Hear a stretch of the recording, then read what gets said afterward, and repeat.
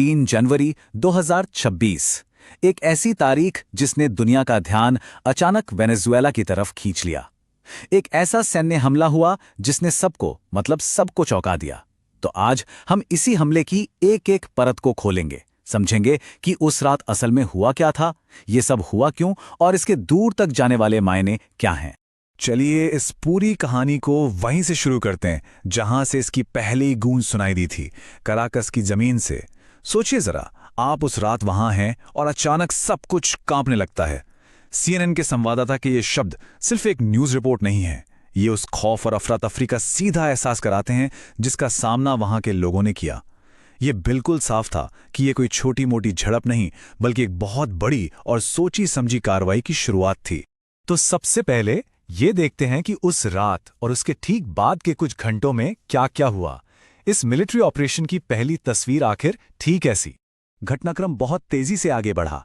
सुबह के 1:45 बजे पहला धमाका होता है और फिर एक के बाद एक कई और कुछ ही घंटों में राष्ट्रपति ट्रंप एक ऐसी घोषणा करते हैं जिसने पूरी दुनिया को सन्न कर दिया। राष्ट्रपति निकोलस मादुरो और उनकी पत्नी को पकड़ लिया गया है। लेकिन देखिए, कहानी यहां खत्म नहीं होती। वेनेजुएला की सरकार अब प्रूफ ऑफ लाइफ यानी जीवित होने का सबूत मांग रही है। इसका सीधा मतलब है कि वो इस दावे पर भरोसा नहीं कर रहे हैं और अमेरिका से पूछ रहे हैं कि सबूत दो कि मादुरो वाकई जिंदा हैं भी या नहीं। अब जरा इस लिस्ट पर नजर डालिए। ये कोई अंधी बमबारी नहीं थी। हर एक निशाना बहुत सोच समझकर चुना गया था। फोर्ट टियूना जैसा बड़ा मिलिट्री बेस, ला कार्लोटा जैसा जरूरी एयरबेस जहां से एयर डिफेंस सिस्टम कंट्रोल होता है, यहां तक कि बड़े बड़े मिलिट्री अफसरों के घरों को भी निशाना बनाया गया। मकसद बिल्कुल साफ था, वेनेजुएला की सेना की कमर तोड़ दो, उनकी कमांड और कंट्रोल को खत्म कर दो ताकि वो पलटकर कोई जवाब ही ना दे सके। लेकिन सबसे बड़ा सवाल तो यही है कि बात यहां तक पहुंची कैसे। यह हमला कोई रातों रात नहीं हुआ। इसकी नींव पिछले कई सालों से बढ़ रहे तनाव और दबाव पर टिकी थी। चलिए उस रास्ते को समझते हैं।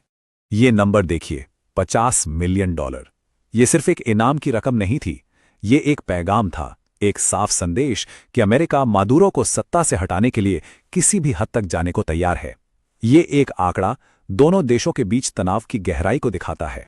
ये दबाव एक शिकंजे जैसा था जो धीरे धीरे साल दर साल कसता जा रहा था। एक तरफ वेनेजुएला के तेल और अर्थव्यवस्था पर कड़े से कड़े प्रतिबंध लगाए गए, दूसरी तरफ कैरेबियन सागर में अमेरिकी फौजों की मौजूदगी बढ़ा दी गई और फिर मादुरो पर नार्को टेररिज्म यानी नशीली दवाओं की तस्करी से जुड़ा आतंकवाद जैसा संगीन इल्जाम लगाया गया। ये सारी कड़ियां एक ही दिशा की तरफ इशारा कर रही थीं, टकराव। इस पूरी जियोपॉलिटिकल सिचुएशन को समझने के लिए मुनरो डॉक्ट्रिन को समझना जरूरी है। आसान भाषा में सोचें तो ये अमेरिका का दुनिया की दूसरी बड़ी ताकतों से ये कहने का तरीका है कि ये हमारा इलाका है। ट्रंप प्रशासन ने इस पुरानी नीति को एक तरह से दोबारा जिंदा किया ताकि चीन और रूस जैसी ताकतों को ये साफ संदेश दिया जा सके कि वो वेनेजुएला और लैटिन अमेरिका से दूर रहें। अब जाहिर है, इतने बड़े हमले के बाद दुनिया चुप तो बैठने वाली नहीं थी। इस एक्शन ने दुनिया को लगभग 2 हिस्सों में बांट दिया। चलिए देखते हैं कि दुनिया के अलग अलग देशों ने इस पर क्या कहा। सबसे तीखी आवाजों में से एक आई वेनेजुएला के अपने पड़ोसी ब्राजील से। ये सिर्फ एक डिप्लोमेटिक बयान नहीं था, ये उस डर को दिखाता है जो पूरे लैटिन अमेरिका में फैल गया कि अगर वेनेजुएला के साथ ऐसा हो सकता है तो अगला नंबर किसका।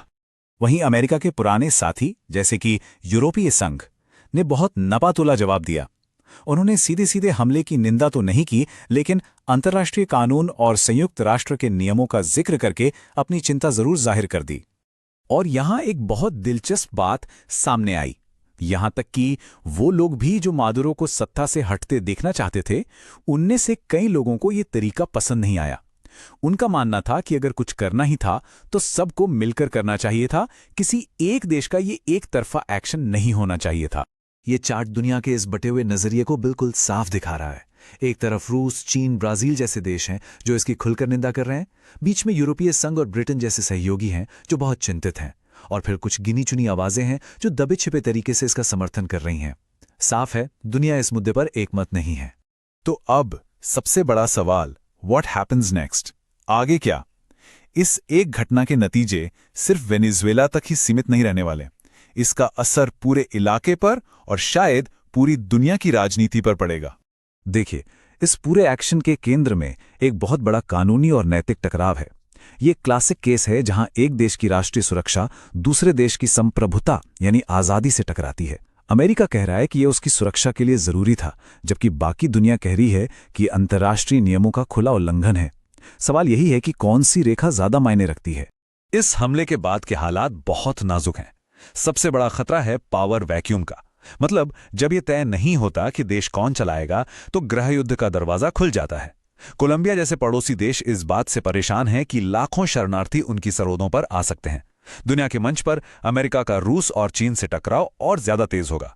और इन सब के बीच दुनिया के सबसे बड़े तेल भंडारों में से एक का भविष्य क्या होगा, ये सवाल हवा में लटका हुआ है। और अंत में हम आपको इसी सवाल के साथ छोड़े जा रहे हैं, क्या एक ताकतवर देश का ये एक तरफा एक्शन अंतर्राष्ट्रीय संबंधों के लिए एक नई मिसाल, एक नया नियम बन जाएगा? ये एक ऐसा सवाल है जिसका जवाब तो आने वाला वक्त ही देगा।